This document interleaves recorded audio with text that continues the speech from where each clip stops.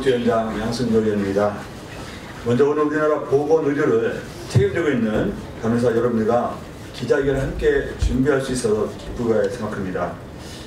주요 참석자분들을 소개해 드리겠습니다. 김익월 대한간호종의장님 참석하셨습니다. 정명실 한국간호교육학회장님 참석하셨습니다. 이태화 연세대학교 간호대학장님 참석하셨습니다.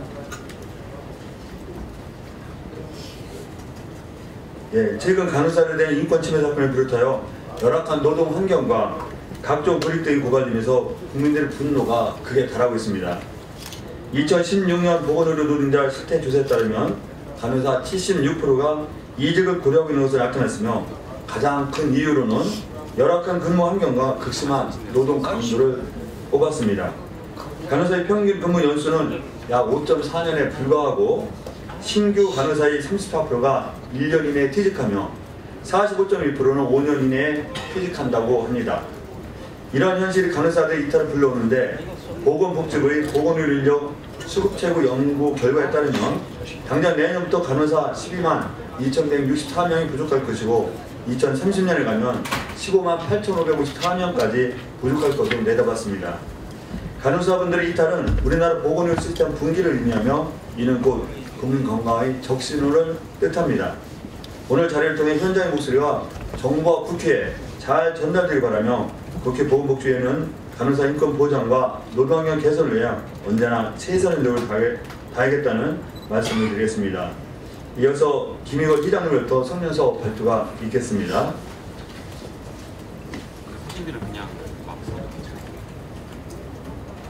네, 성명서를 발표하겠습니다. 간호사의 인권 보장과 근무 조건 개선, 이제는 국가가 책임져야 할 때다.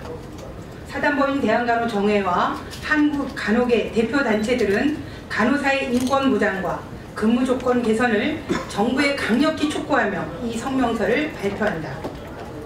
어떠한 상황과 이유에서도 간호사와 여성의 인권을 침해할 수 없다. 최근 간호사의 인권을 침해하고 전문직의 긍지를 추락시키는 한림대병원 사태 등을 접하면서 우리 간호계 대표들은 부끄러움과 분노를 금치 못하였다. 여성이 다수를 차지하는 간호사는 병원에서 환자와 가족, 동료 의료인으로부터 신체적, 정신적, 성적 폭력에 지속적으로 노출되어 왔다.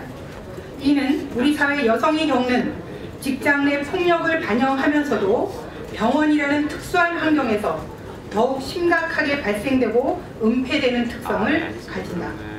즉 간호사는 힘들고 불편하더라도 참으면서 환자를 위해 최선을 다할 것을 요구받는다. 또한 병원의 경영진은 고객 만족이라는 미명하에 병원의 위계적 질서와 비민주적인 조직 문화 속에서 간호사에게 헌신과 수능을 강요해왔다. 그러나 인권은 다른 사람의 인권을 침해함으로써 얻어지는 것이 아니오로 어떠한 상황과 이유에서도 간호사의 인권 침해가 정당화될 수는 없다. 간호사와 여성이 부당한 대우를 받는 한 병원과 사회는 건강할 수 없다. 이러한 인권 침해 속에서 병원을 떠나는 것이 간호사의 어쩔 수 없는 선택이 되어버렸다. 마치 지금 우리 사회의 양육 환경에서는 아이를 낳지 않는 것이 어쩔 수 없는 선택이 되어버린 것처럼 말이다. 간호사는 환자가 의식이 있을 때나 없을 때나 환자 곁을 지키며 환자에게 제공되는 모든 의료행위, 심지어 환자의 권리가 침해되는 상황을 목격하는 의료인이다. 간호사가 환자 권리와 인권을 옹호하기 위해 목소리를 내지 않는 한 병원은 건강해지기 어렵다. 간호사의 인권 보장은 환자 권익 향상에 기여할 것이며 환자와 간호사 모두의 인권이 보장될 때 병원 조직 또한 건강해질 것이다. 또한 간호사가 긍지와 자부심을 가지고 20년, 30년 계속 근무하면서 자신의 역량과 전문성을 발휘하고 여성으로서 일과 결혼 양육을 병행할 때 우리 사회는 더욱 평등하고 건강해질 것이다. 이에 우리는 다음과 같이 요구한다. 하나, 정부는 간호사 인권을 침해하는 열악한 근무 조건을 개선하라. 간호사가 돌봄의 전문직임에도 불구하고 간호사들을 스스로 서로 돌보지 못하고 갈등 상황을 접할 때마다 안타깝게 이를 데가 없다. 그러나 간호사 간 갈등은 근본적으로 간호사 개인의 인성 문제가 아닌 열악한 근무 조건에 기인한다. 그동안의 조사 연구에 따르면 임신 순번제, 장시간의 노동시간, 식사 거르기, 화장실 가는 것도 자유롭지 못한 높은 업무 속도와 강도, 교대 근무로 인한 수면 장애, 낮은 임금 등이 간호사의 근무 상황으로 보고되고 있다. 이러한 열악한 근무 조건으로 인해 간호사의 첫 발을 디딘 신입 간호사가 1년을 근무하지 못하고 이직하는 경우가 34%에 달하고 있다. 신입 간호사의 높은 이직률은 결국 남아있는 경력 간호사의 업무와 책임을 가중시키고 있다. 이로 인해 간호사 간 갈등과 괴롭힘 현상이 나타나고 있다. 간호사의 이직을 줄이고 비폭력적인 업무 환경을 만들기 위해서 정부는 대폭적으로 근무 조건을 개선해야 한다. 둘, 정부는 간호사 공급 확대 정책인 무분별한 간호학과 입학 지원 정책을 근무 조건 개선 이후에 재고하라. 지금의 공급 확대 정책은 밑빠진 독에 물붓기다. 간호사의 높은 이직률이 열악한 근무 조건에 기인함에도 불구하고 정부는 지금까지 근무 조건의 개선은 외면한 채 간호사를 증원하는 방식으로 대처해왔다.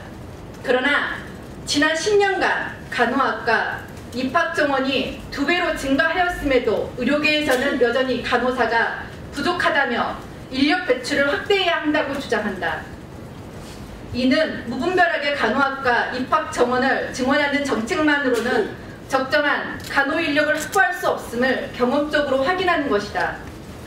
우리는 전문직 지식과 윤리적 규범을 바로 갖춘 간호사인 전문직 여성을 일회용 소모품처럼 대하는 정부 정책에 분노하지 않을 수 없다. 우리는 급속한 간호학생 증원으로 인해 정건 교육, 특히 실습 교육의 질이 현저히 떨어지는 것을 교육 현장에서 목격하고 있다. 이 때문에 수차례 간호학과 입학 증원 정책의 문제점을 지적해왔다. 우리는 질 낮은 간호교육이 신입 간호사의 역량 저하를 시키고 이로 인해 환자 생명과 안전이 위협받는 현실이 더 이상 지켜볼 수 없다. 우리는 정부가 간호사 배출 확대 정책을 중단하고 의료법상 간호사 배치 기준 준수 및 처우 개선에 집중할 것을 강력히 촉구하는 바입니다. 셋, 정부는 간호사의 건강권을 위협하는 야간 전담 간호사 제도를 전면 수정하라. 인간의 생체 리듬을 깨뜨리고 교대 근무는 세계보건기구 산하 국제암연구소가 제시한 2급 발암물질이다. 야간 근무가 간호사의 건강을 위협한다는 사실이 과학적으로 규명되었음에도 불구하고 정부는 간호사 이직 방지와 유휴 간호사 고용 확대 등의 이유로 야간 전담 간호사를 고용한 의료기관에게 건강보험 수가를 가산해주고 있다. 이는 국민들이 낸 소중한 건강보험료로도 환자를 돌보는 간호사의 건강을 위협하는 꼴이다. 또한 근본적인 대책 없이 야간 근무를 나 아닌 다른 사람에게 몰아주는 것은 동료 간호사의 건강을 위협하는 제살, 깎아먹기식 해결책이다. 정부는 하루속히 야간 전담 간호사 제도를 전면 수정하고 야간 근무 시 업무량 감소와 휴게시간 보장 등 교대 근무제에 대한 근본적인 개선으로 간호사의 신체적, 정신적, 사회적 건강권을 보장해야 한다. 우리는 미래의 간호사의 꿈을 접기 전에 빨리 해결하자. 우리 삶의 중요한 순간인 태어나고 몸과 마음이 아프고 나이 들고 죽음을 맞이하는 때 간호사가 우리 곁에 없는 미래를 상상해보자. 환자 생명과 존재를 지켜보는 간호사의 두 눈과 부담감을 계산하려는 간호사의 목소리가 사라진 병원을 상상해보자. 이것이 우리 사회가 바라는 미래가 아니라면 더 늦기 전에 유능한 간호사들이 환자 곁을 떠나고 우리의 차세대가 간호사의 꿈을 접기 전에 정부는 간호사의 인권 보장과 처우 개선을 하루빨리 해결하기를 바란다. 2017년 11월 30일 대한간호정회 전국 지방의회 간호사 의원, 한국간호과학회, 한국간호교육학회, 한국 RMBS회장 협의회, 한국산업간호협회, 한국직업건강간호학회, 한국방문간호사회, 한국전문간호사협회, 서울대학교 간호대학 등 모두 힘을 모아서 이 선언문을 낭독하였습니다. 감사합니다.